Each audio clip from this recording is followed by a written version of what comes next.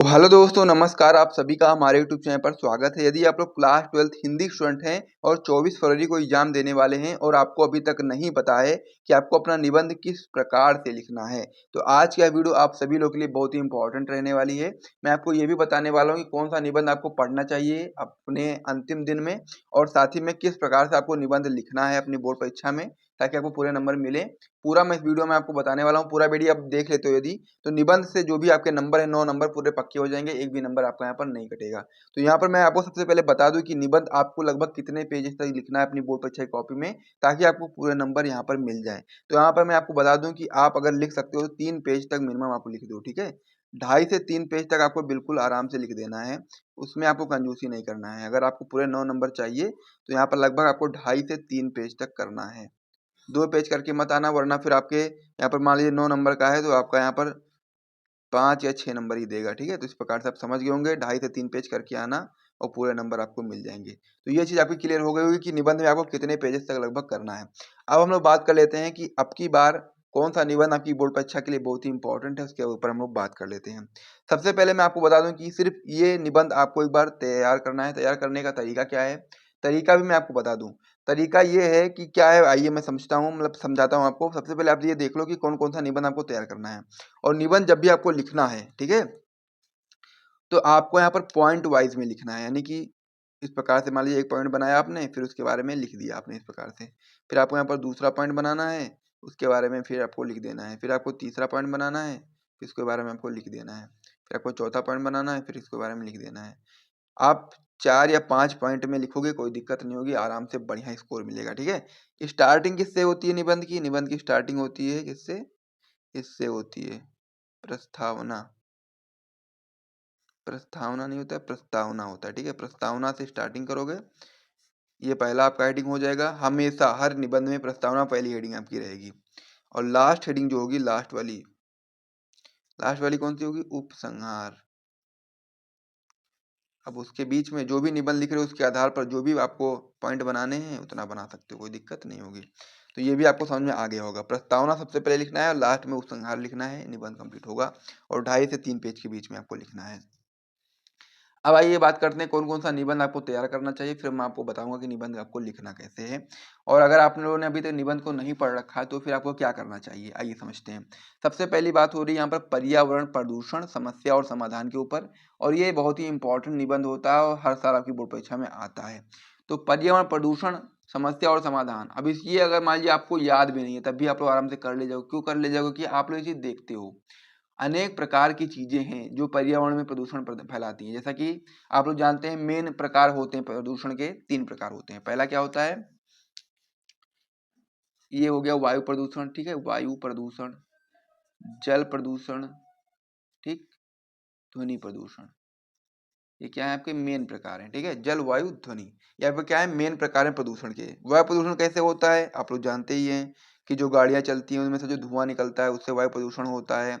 बाकी फैक्ट्रियां जो होती हैं उनसे जो धुआं निकलता है उससे वायु प्रदूषण होता है। अनेक प्रकार की गंदगी से वायु प्रदूषण होता है, धूल कण मिट्टी से वायु प्रदूषण होता है। इस प्रकार से समझ गए होंगे। जल प्रदूषण कैसे होता है, जो फैक्ट्रियों से निकलने वाला जो गंदा पानी होता है उससे जल प्रदूषण होता है। आपके घर से जो निकला हुआ मलमूत्र, गंदा पानी, नालियों का पानी, अगर आप उसे जल में भेजते हो डायरेक्ट नदियों में, तो वो आपका जल प्रदूषण का कारण है। ध्वनि प्रदूषण कैसा होता है, जैसा कि आप जानते हैं कि गाड़ियों की निकली हुई आवाज़, जब बहुत तेज आवाज़ निकलती है तो फिर उससे होता है ध्वनि प्रदूषण। अन्य प्रकार के वाहन जो चलते हैं मार्केट में उनसे वायु प्रदूषण, ध्वनि प्रदूषण होता है।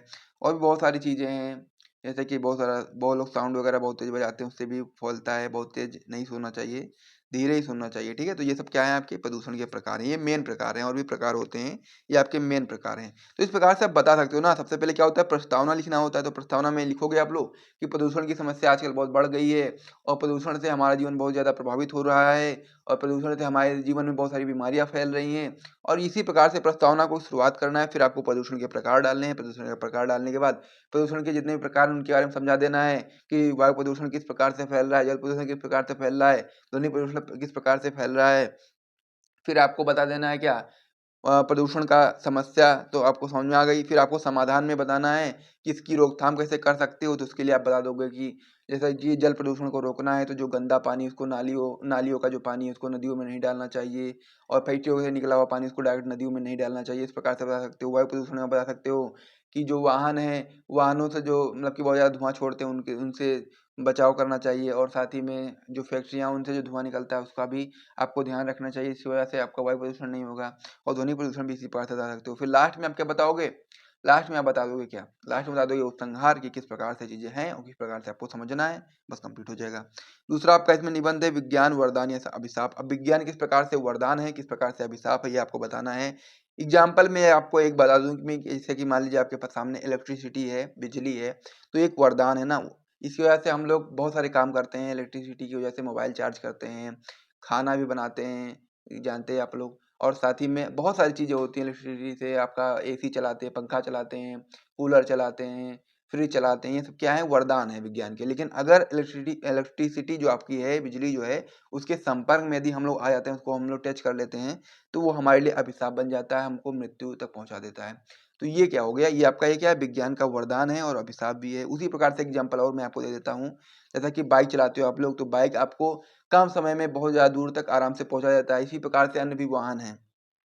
तो ये आपका क्या है? वरदान है। पहले के टाइम पे ऐसा नहीं था, तो उन लोगों को बहुत समय लग जाता था कहीं पर जाने-आने में।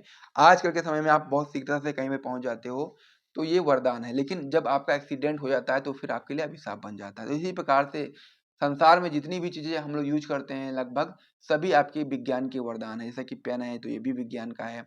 इसी प्रकार से आपको समझना है। हर एक चीज़, लैंप है, जो आपका कह सकते हो बल्ब है, लैपटॉप है, मोबाइल है, कुछ भी है, हर एक चीज़ क्या है? विज्ञान का वरदान है, और वो चीज़ अभिशाप भी है। उसको आप लोग सोचोगे समझ में आ जाएगा। तीसरा आपका है आतंकवाद, समस्या एवं समाधान।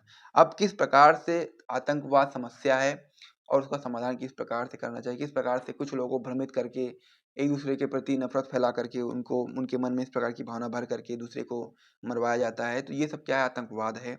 इसके ऊपर भी आप लोग आराम से लिख सकते हो। चौथा पॉइंट आपका है भारत में जनसंख्या वृद्धि की समस्या। भारत में जनसंख्या वृद्धि की क्या समस्याएँ हैं? खाद्य में इसकी क्या समस्याएँ हैं? भूमि क्षेत्र में क्या इसकी समस्याएँ हैं?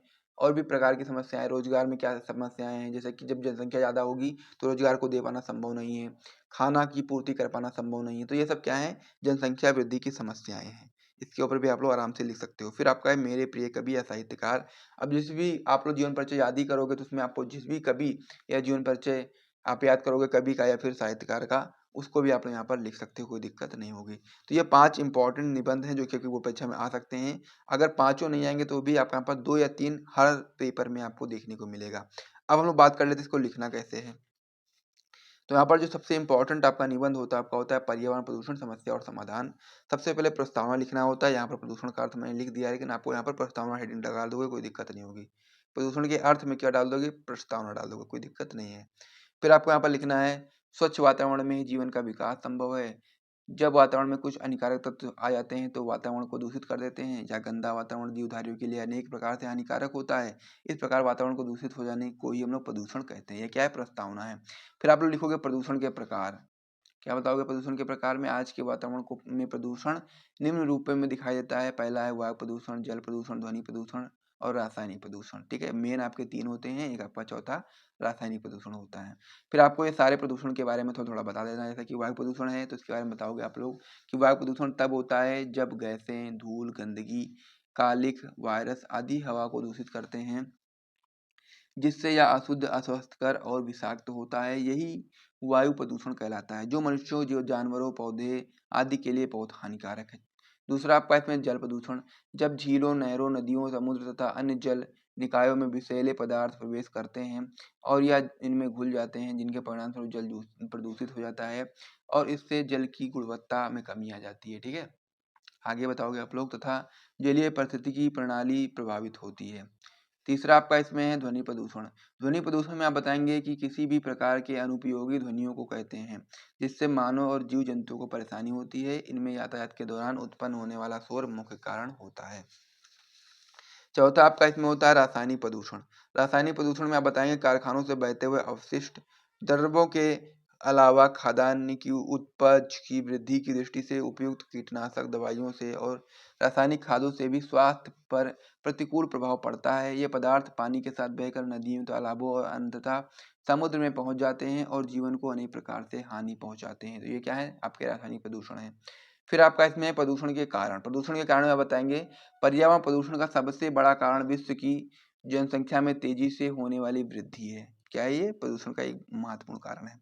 विश्व की जनसंख्या आज सुरसा की भांति अपना मुंह फैलाती जा रही है। रहने के लिए स्थान की भारी कमी आ रही है और खाने के लिए संतुलित भोजन उपलब्ध होना कठिन हो गया है। पर्यावरण प्रदूषण का दूसरा बड़ा कारण विज्ञान है। जहां मानव जाति के लिए वरदान स्वरूप सिद्ध हुए हैं, वहीं उनसे मानव का भयंकर अहित भी हुआ है। फिर आपको बताना क्या है प्रदूषण की रोकथाम के उपाय। तो इसमें आप बताएंगे, पर्यावरण को दूषित करने वाली परिस्थितियां आज मानव के समय समक्ष चुनौती बनकर खड़ी हैं। वातावरण को दूषित करने में हम सभी जिम्मेदार हैं। हमारे प्राचीन ऋषि मुनियों ने इस समस्या को गंभीरता से समझा था, इसीलिए उन्होंने यज्ञ की सृष्टि की थी। यज्ञों में प्रयुक्त घी, तिल आदि के कारण वातावरण शुद्ध रहता है। अतः इस समस्या पर नियंत्रण के लिए सबसे प्रथम उपाय तो यह है कि बढ़ती हुई जनसंख्या पर नियंत्रण किया जाए और नदियों के पानी को प्रदूषण से बचाने के लिए हमें इस जल में मृत जीवों अथवा शवों को प्रवाहित नहीं करना चाहिए। धुआं रोकने के लिए यह सुगम उपाय है और कारखाने ऐसे स्थानों पर लगाए जाएं जहां पर जनसंख्या अधिक ना हो। ये हो गया। अब फिर लास्ट में आपको उपसंहार लिख देना है, पूरा निबंध कंप्लीट। उपसंहार में आप बताओगे, उपयुक्त उपायों से हम वातावरण को शुद्ध बनाए रख सकते हैं। पर्यावरण प्रदूषण की समस्या सारे विश्व में है, अतः इस समस्या को सामूहिक रूप से सुलझाने का प्रयत्न करना चाहिए। पर्यावरण प्रदूषण के महंगे कार्यक्रमों पर चलना हमारे लिए सरल नहीं है। यदि इन कार्यक्रमों के उत्पादन पक्ष का समावेश कर लें तो फिर हमारे लिए वह भी सुगम हो जाएगा। तो इस प्रकार से निबंध किस प्रकार से लिखना मैंने आपको बता दिया है, और साथ ही में कौन कौन सा निबंध आपको तैयार करना है, क्या तरीका रहने वाला है, कितने पेज लिखने हैं, पूरा मैंने आपको बता दिया है। यहाँ तक यदि आपको वीडियो पसंद आए तो वीडियो को लाइक करिए, चैनल को सब्सक्राइब करिएगा। मिलते हैं वीडियो में, तब तक के लिए जय हिंद।